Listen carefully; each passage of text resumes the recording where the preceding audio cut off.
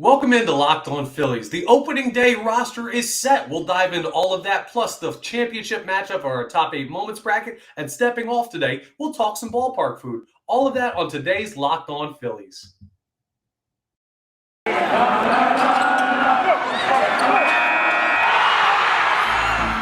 You are Locked On Phillies, your daily Philadelphia Phillies podcast. Part of the Locked On Podcast Network, your team every day.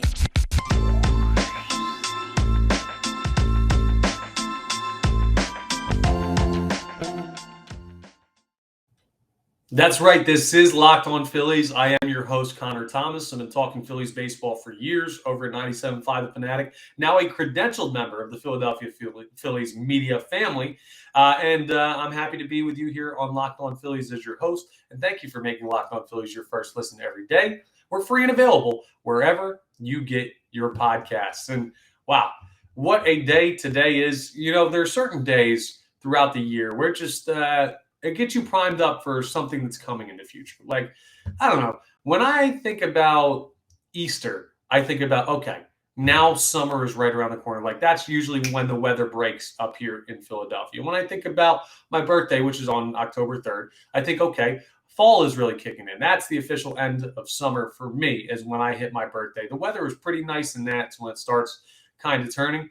Well, when you see the opening day roster set, that's when you know, hey, it's go time. We know the guys we're rolling with on opening day, and that's what the Phillies did yesterday. Of course, we had our NL East roundtable that came out yesterday, so we had that to go ahead and fill up our episode for yesterday's work. But today, we're going to dive into that opening day roster and talk about some of the interesting things that we see, because there are a couple, I don't know if I want to fully call them surprises, but some interesting storylines and some ones that we really expected to happen. But nonetheless, it's exciting to finally have these names put on paper for opening day. So let's go ahead and jump in to what the Phillies will be rolling with, or who rather the Phillies will be rolling with come Friday when they take on the Oakland Athletics at Citizens Bank Park. First off, the catcher position. Of course, we knew JT Realmuto was going to make it, but there has to be a backup. That backup goes to Garrett Stubbs, who, if you haven't really heard of him, he's a younger player. He's a guy that you don't really know what you're getting. It's a big question mark for the backup catcher position, especially when you know that you're going to miss significant amount of games of JT Realmuto. Not for injury necessarily, but just fatigue. No one catches all 162. It's impossible. You can't do it. So you take iron kneecaps, really, if you're going to be able to do all of that. And even then, they might rust out before you get to late September, early October. So Garrett Stubbs will be seeing time behind the dish. Really, all he needs to be is a serviceable defensive replacement because this lineup is so stacked. But that's where we come to the first big question mark. When JT Realmuto is not catching, one, will he DH? Two, how will Garrett Stubbs perform back there? And what type of relationship will he build with the pitching staff? Because you know, Andrew Knapp was a preferred guy to catch for some of the pitchers on last year's staff. Well, he's gone this year, and now you've got Garrett Stubbs, a newcomer to the Major League team. So we'll go ahead and see what the kid's got when he gets his first opportunity. It won't be on opening day. Of course, JT will get that nod to catch Aaron Nola in the first game of the season. But Stubbs, congratulations on making the roster. Now, looking at the infield, this is where one of the more interesting storylines, and we've already talked about it a bit, but it really shows up when you look at the opening day roster. So Rhys Hoskins, no doubt, he's going to be your first baseman. Gene Segura, going to be your second baseman. Didi Gregorius, he's just been playing shortstop constantly throughout the spring, so no surprise there. Here's where it gets interesting. So Johan Camargo is going to be kind of your utility guy, but more of a third baseman, has seen most of his time over there. Bryson Stott and Alec Bohm, both on the opening day roster. The Phillies carrying 6 infielders, and the word is that there's going to be some type of time splitting or platoon system over there at third base. Now, platoon, you think it's 50-50, 60-40, very similar playing time between the two. I'd be surprised if over the first month this season, Bryson Stott had significantly more time than Alec Bohm. It's just a hunch, because I feel like the Phillies want to keep the confidence of Alec Bohm up. The other thing is, you have to keep Bohm on the Major League roster because he's got to have at-bats against Major League pitching. Even though I think Bryson Stott starts opening day, if he struggles because it's his first time facing Major League pitching, then you're going to have a serviceable option behind him. I don't believe that's Johan Camargo. I think Alec Bohm is the better option. So those two will split time. The question is, how much time will be split and what will the percentages be? I think they're going to end up being pretty similar for the first month or two of the season. And then someone will go ahead and separate themselves from the pack or from the one opposing player rather, at third base, whether that be Stott or Bohm, who knows? My money is on Stott, but we will see as that goes through. Something interesting on Stott, too, that I want to get into in a second, but I want to run through the rest of the roster for you. So the outfield, carrying 5 outfielders, got Bryce Harper, of course, going to be playing right field, your MVP. Nick Castellanos, probably going to be playing left. Pretty sure he's going to be the one out there. Kyle Schwarber, technically an outfielder, but will most likely be DHing the majority of the time or taking, I guess, the majority of the DH time. He could play a lot in left field depending on what happens with the rest of the outfield, but I'd imagine it's Harper right, Castellanos left, Schwarber DHing, but still technically an outfielder by trade. Mickey Moniak and Matt Vierling. And they're a somewhat similar situation to Bohm and Stott, where you have 2 young players who you're not really totally sure on either of them, but you're pretty confident both of them could be serviceable. You've seen flashes from them in the past. Moniak in spring, Vierling last year at the end of the season when he got his call-up, and also has been hitting very well this spring. So they're going to be an interesting tandem. I feel a lot better about that platoon system than I do about third base because Stott is very young still, and I don't know if Bohm can play at the major league level defensively. I don't think he can, honestly, and if his hitting goes, then what's his worth? But these two, as crazy as I feel more comfortable with them because we've seen less of them than we've seen of Alec Bohm.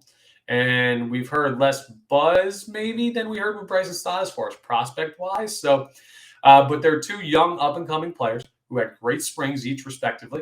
Mickey Moniak will probably start on opening day because he's been hotter and he's the higher profile draft pick.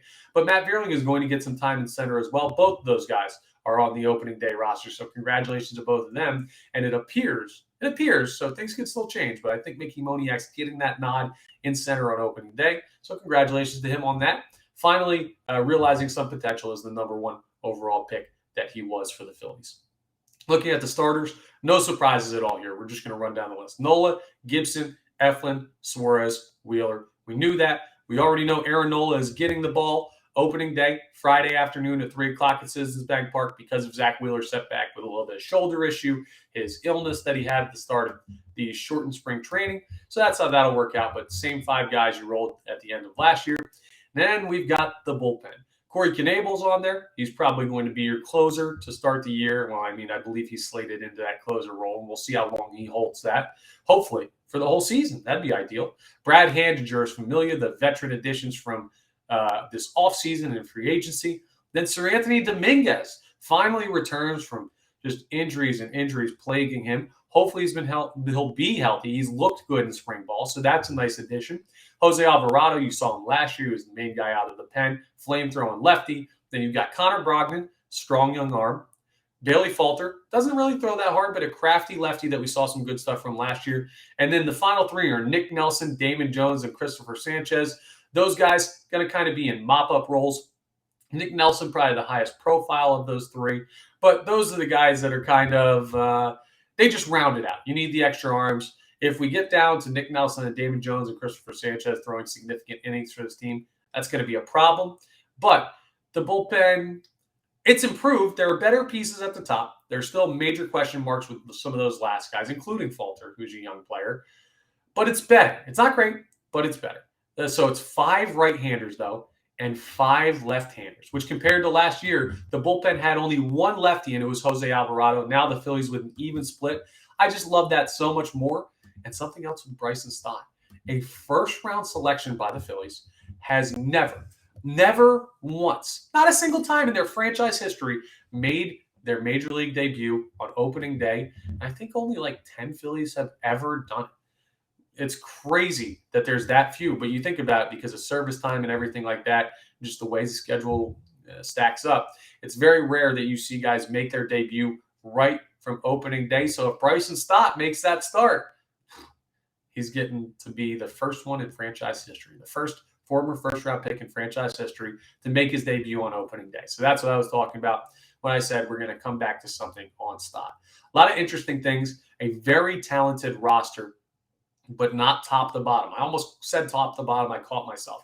Top to middle an incredibly talented roster. But the bottom third, we'll say, has some major question marks. The difference between this year and last year's team, the top 2/3 is better. And that bottom third that has question marks, well, they have much higher of a ceiling than you had from some of those guys last year. So, hey, let's roll with it. Got no choice, right? It's not up to us. But Joe Girardi, Dave Dombrowski, Sam Fold, the organization, they've made their choice. And that's your Phillies opening day roster. So come Friday, those are the guys available. Cannot wait. Ooh, doesn't that just get the blood pumping when you think about that's the team that you're going to roll this year at Citizens Bank Park.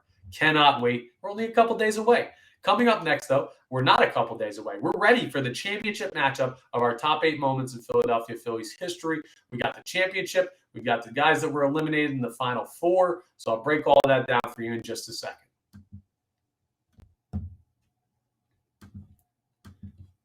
Okay, so the bracket is set. Well, not the bracket. The final is set. So the bracket is almost concluded. And, well, we kind of ended up where we thought we were going to when we set this out, right? We had our Final Four game yesterday. It was going on while we did the NL East roundtable that you should go ahead and go check out. My friends over at Locked On Marlins, Nationals, Braves, and Mets. They all joined. It was a great episode. If you haven't checked that out yet, you can check it out on the YouTube or the podcast feed. It was awesome. But while that was going on, we had our final matchup of the Final Four, which was the World Series in 2008 versus Shane Victorino's Grand Slam off CC Sabathia in 2008 in the NLDS, against CC Sabathia and the Milwaukee Brewers. Yeah, didn't put up as much of a fight as that Roy Halladay no-hitter did. The winner by a landslide was the World Series in 08, 82% to 18%. So that sets it up. And I'm very interested in this result because I didn't want the championship to be a blowout, and I don't think it will be. But we have the World Series win in 1980, that team, with Tug McGraw throwing the final pitch, versus the World Series win in 2008 with Brad Lidge completing the perfect season, throwing the final pitch in that win over the Tampa Bay Rays. I mean, it's just it's what we thought it was going to be, right? The World Series matchups, it's hard to compete with those two moments. When you summit the mountain, it's hard for the individual accomplishments that got you there to hold weight towards it. So that's fine. And rightfully, they're the top 2 moments in franchise history based on this polling.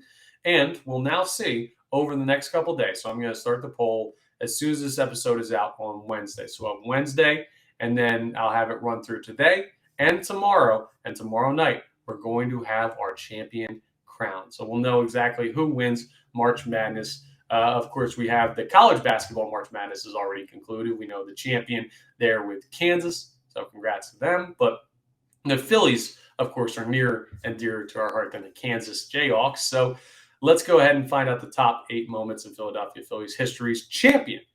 And that'll be Thursday night. So can't wait. That's a fun little thing that we're finishing up, that we had content throughout March and now into the start of April. Now, we also have a little bit to talk about with what the Phillies are doing today, because I don't know if you guys count this. I'd be interested. Get at me in the comments and let me know what you think.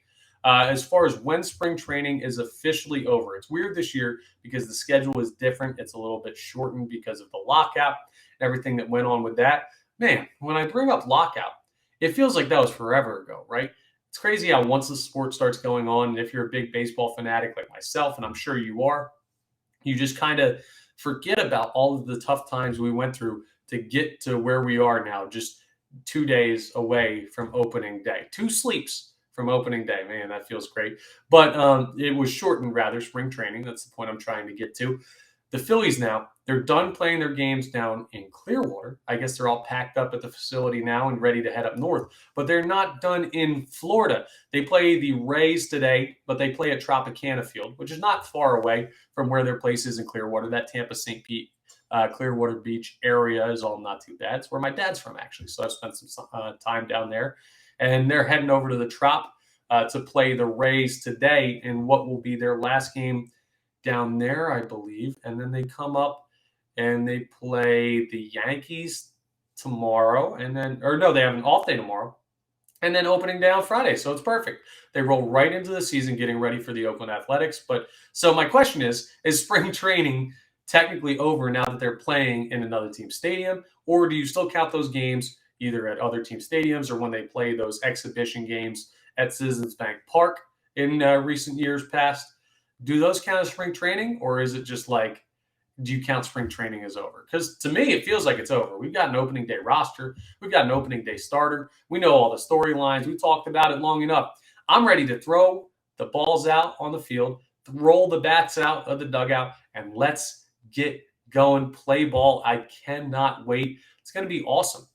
So I'm looking forward to that. I'm looking forward to the matchup with the Oakland Athletics. But the Phillies did have a game yesterday that I'm going to pull up the box score for so we can talk about a little bit of what we saw. Now, really, it was the Pirates. So first of all, no one really cares about the Pirates. The Pirates are going to be direct. All due respect to the hosts of Locked On Pirates. You should still absolutely listen to their program and everything. I'm sure it's very interesting information on what that organization, what the owner really is doing to that franchise and things of that nature. But they're not really going to compete this year, so not that worried about it. But we are worried about the Phillies still. The Phillies won 5-1 yesterday against the Pittsburgh Pirates. And let's see who they trotted out. Yeah, just not really anything going on. Bryson Stott was 1 for 3.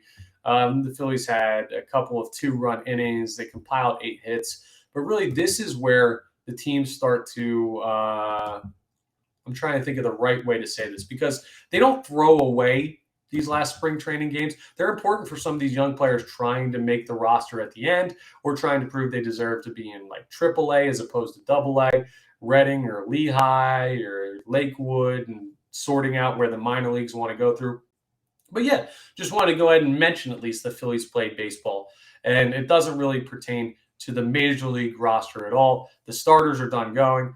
All of the starts, I think, are done besides Wheeler, who's throwing one more spot start before he gets ready for, I think he's supposed to throw Sunday in the series ender against the Oakland Athletics, which will be I believe that's a 1 o'clock game. They've got a very interesting schedule this weekend, the Phillies. Let's mention that as well while we're talking about games going on and schedule. So Friday, a 3 o'clock first pitch. Then we go to Saturday. Saturday is a 4 o'clock first pitch. And then Sunday, I believe, is a 1 o'clock first pitch. It may also be 6. Let me just check the Phillies here. It's bad that I don't know this off the top of my head. Sorry about that, guys. But yeah, it's a very interesting start. And the opening days, because they try and get as many on major networks as possible, they space them out kind of weird. So yeah, it's going to be a 1 o'clock game on Sunday, like I thought. And the good news for all of you, I will be going ahead and heading over to the stadium for opening day. I'll be heading over on Saturday. I'm going to try and get out Sunday as well to see all of those games against the Athletics.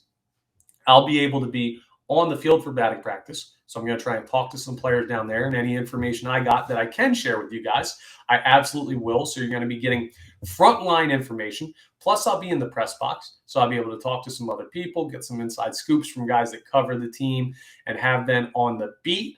And actually, so I'm not obviously on the beat. I'm not doing like day-to-day in the clubhouse type of stuff. But there are guys that literally this is their only job. This is all they do. They have deadlines from editors and things like that. Not to say that they know more than me, but they might know a little bit more than me. I bring it to you in a very fun way. And I don't know what they're doing as far as podcasts. I'm sure it's not as good as Locked On Phillies, but not everyone who covers teams knows everything. So I'll be picking their brains as well, give you a nice combination of the general knowledge surrounding the Philadelphia Phillies. And we're also going to have some fun insights from around the ballpark, which in stepping off our next segment, I'm going to tell you a little bit about some things coming to the ballpark and one of my favorite things, ballpark food. So we're going to talk about that coming up. I do want to let you know, though, we're talking about the A's. We're talking about opening day. Opening day for the Phillies. I've been saying this. It's Friday. 2 sleeps till opening day. I've been kind of lying to you. MLB opening day is tomorrow, Thursday, April 7th. 7th? Got to be the 7th. I'm not good with calendars. Thursday, April 7th is going to be opening day for Major League Baseball for the 2022 season. And what that means is you got to check out Locked On MLB. So I want to tell you about Locked On MLB Prospects with my buddy, Lindsey Crosby. So I always promote these 2 different shows, Locked On MLB, which I'll tell you about later, and Locked On Prospects. And thank you, as always, for making Locked On Phillies your first listen every day. But Locked On MLB Prospects is going to let you know about all of the new faces you're going to be seeing at the Major League level this year.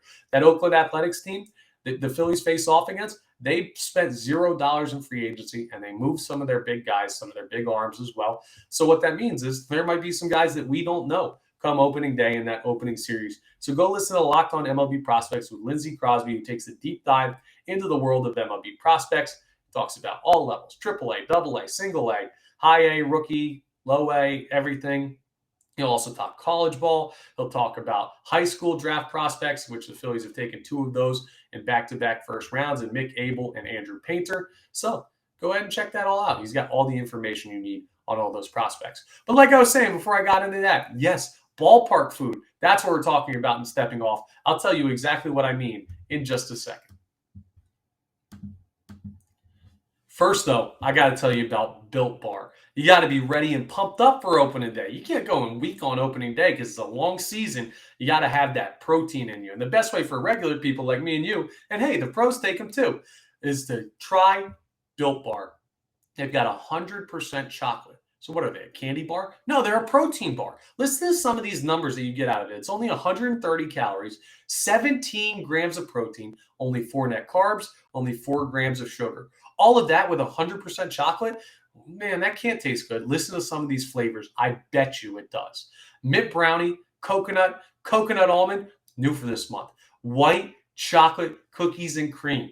I know they taste amazing because I've tried them. They're great. You get great protein for them. How do you think I got big like this? Yeah, it was Built Bar. It's absolutely the way they did. I think maybe Bryce Harper might have had a couple during his MVP run last year. Okay, I don't know that for sure, but I'm sure if he did, he would have gotten an extra home run or 2 on top of his total. They taste so good, and they also have protein-infused marshmallow, rather. I always say that backwards. It's marshmallows with protein in it. It all tastes great, and that's because at Built Bar, they're all about the taste. They make it taste great first, and then figure out how to make it healthy, and I don't know how, but they do it every single time. So go to Built.com, and I want you to use the promo code LOCK15 so that you can get 15% off your order. That's promo code LOCK15 for 15% off at Built.com. All right, it's the last segment on a Wednesday. You know what that means. It's time for Stepping Off. So Stepping Off is the segment where I take a step away from the actual logistics of baseball and statistics and fielding and lineups and all of that stuff that happens throughout the game or building the roster or with the manager or with the front office. We talk about that for every other segment throughout the week. But this one, come on, baseball for us as fans of the game. I'm not playing on opening day. I don't know about you. I don't know if Bryce Harper is listening. If so, how you doing, Bryce? Need a couple bombs out of you come Friday. But most of us, I would say, are just spectators of the sport. And some of the best stuff about baseball is not always the baseball. It's being around the ballpark. It's listening to the music. It's seeing some of the sights. It's some of the things that come with the game. It's what the game means and what this time of year symbolizes to you. It's memories. It's things of that nature. And one of my favorite things when I go to the ballpark, a lot of people think, oh, it's expensive. It's really not that bad at Citizens Bank Park. We're spoiled with some of the opportunities that we have food-wise because this is a great food city here in Philadelphia. And I got to tell you, I got a sneak preview of some of the foods that are being offered at Citizens Bank Park this year for the first time. You're going to want to make it down to the ballpark. You're going to want to try each of these options because some great stuff coming to the bank for you to consume while you're watching the Phillies. This is just food, and there's 3 items that I wanted to highlight. Not talking beverages. Of course, you can always get a nice cold, frosty beer wherever you want around the ballpark, if you're of age, of course. But let me tell you about this food. So the first one, my personal favorite, and this is the sleeper item on this list. We've got Colby's fried chicken. Have you heard of Colby's before? If you haven't, it's because it's relatively new. It's a Ryan Howard-backed chicken restaurant. Think like a Chick-fil-A, a Popeyes, something of that nature, but the quality is incredible. They opened one right next to my hometown over in Jersey. It's in Mount Holly, New Jersey. If you're from that area, you can go ahead and check it out, or you probably already have. I've had it there. It's amazing. It tastes so good. Their secret sauce is incredible. The Colby's chicken, it's one of my favorite chicken sandwiches I've ever had in my life. And they're going to bring it to the ballpark and serve it out of one of the stands, or I think it's multiple stands for Colby's chicken. Of course, it's the Ryan Howard connection there, but it's also really, really, really good food. So that'll be available if you like a chicken sandwich, if you like something we have here in the city of Philadelphia. It's Federal Donuts makes a really good chicken sandwich. Sometimes they sell those at the games, but Colby's, man, Oh, I think it blows Federal Donuts out of the water. It's an amazing sandwich. They got great tenders, got great drinks. Go ahead and check out Colby's. It'll be new to the ballpark this year. Another thing that'll be there. I cannot wait to taste this. Manco and Manco's pizza. You know it from down the boardwalk, down the shore, down there in Jersey. So I'm a Jersey guy. I always go down the Jersey Shore. And Manco's pizza is amazing. I was just said a bad word right there because I get so excited. It's so darn good. Tastes amazing. And now it's coming to the ballpark. And normally you think, hot dog, peanuts. Hey, yeah, this isn't hot dog and peanuts anymore. This isn't your father's MLB or your grandfather's MLB. This is the modern game. And darn it, if I want pizza with my baseball, I'll have the best. And now you can at Citizens Bank Park. It sounds like I'm doing an ad read for them. I just like that pizza so much. Manco and Manco's is amazing. It's normally just you associate it with the shore. Now you associate it with Philadelphia Phillies baseball. That's it's so good. And the other thing that you're going to have to check out, Pass and Stow, which is the beer garden, has a brand new menu this season for opening day and for the remainder of the season. They got a bunch of new good stuff on here. They always retool the menu, but Pass and Stow is like my favorite place in the ballpark. So not technically a specific food item, but go check out the new menu that they offer there while you're waiting before the game, while you're taking a break during the game, right by the third base gate. So go ahead and check that out. Those are my 3 must-sees for the Philadelphia Phillies this year. The Colby's Chicken, Manco and Manco's Pizza, and the new Pass and Stow menu. So go ahead and check those out. Who doesn't love food, right? You can be in shape with your Built Bars, which is awesome, and it allows you to get a cheat meal in because you're eating so well with your protein bars. You can go ahead and indulge when you go to the Phillies game. Get stuff for the family, get stuff for you. I'm so excited to have ballpark food again. And I can't wait for the spread in the press box so I can try all of that stuff throughout the season again and again and again. It's going to be great. Man, I'm so hyped up for opening day. Well, that's what I've got for today. So, hey, you know what it is. The faster I close out this episode, the faster you move on to the next one, the faster that we're closer to opening day. So that's great. That's all I've got for you for Locked On Phillies. I want to thank you for making Locked On Phillies your first listen every day. We're free and available wherever you get your podcast. Wherever you get your podcasts. I got to actually enunciate a little bit. And I want you to make your second listen Locked On MLB. I tried to tell you about them earlier by accident, but I'm telling you for real this time. Paul Francis Sullivan, call him Sully. He's awesome. He's an encyclopedia when it comes to baseball in general. He knows the past, the present. He knows everything there is to know about the game. And knows all the teams as well. So I'm great with the Phillies. I'm good with the NL East. I'm okay with the NL. And the AL, I could do a serviceable job. Not Sully. There's no drop off there. He knows it all. So make your second listen Locked On MLB. You won't be disappointed. I want to thank you again for all the subscriptions and reviews and everything, both on the podcast services you use and on the YouTube, following on Twitter at LO_Phillies and at Connor Thomas 975. Y'all have been doing a great job with that. And remember, when we hit 150 subscribers on YouTube, I'm going to release the bonus content with Lindsey Crosby, who does Locked On MLB Prospects, talking about Hans Kraus, a minor league arm that was acquired from the Texas Rangers last season as part of the Spencer Howard trade, and what he could mean to the team this year or to the minor leagues. So some fun stuff that we'll release once we get to 150 subscribers. So keep hitting that subscribe button. Keep rating, reviewing, 5 stars. Let me know what you think. I appreciate all of it. And I appreciate you listening to Locked On Phillies. That's all we've got for today. And I will speak to you on opening day eve, Thursday, tomorrow.